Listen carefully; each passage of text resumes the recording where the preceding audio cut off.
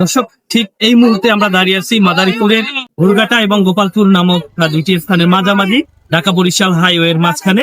দর্শক, আপনারা দেখতে পাচ্ছেন এখানে কিন্তু আজ সকাল থেকে কিন্তু এখানে রাস্তা অবরোধ করে কার্যক্রম নিষিদ্ধ সংগঠন আওয়ামী লীগের নেতা কর্মীরা কিন্তু এখানে তাদের শাটডাউন কর্মসূচি পালন করার চেষ্টা করেছে।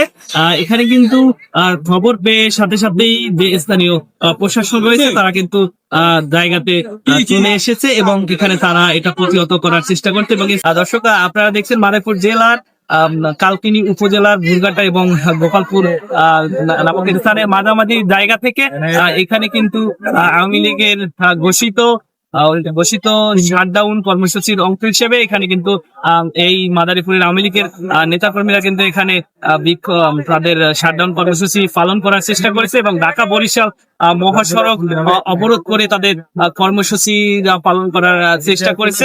এই কর্মসূচি অব্যাহত করার জন্য কিন্তু এখানে প্রশাসন এবং বিএনপির নেতাকর্মীরা তাদের ভূমিকা পালন করছে। দর্শক, এই পর্যন্তই ছিল সর্বশেষ মাদারীপুর জেলা থেকে।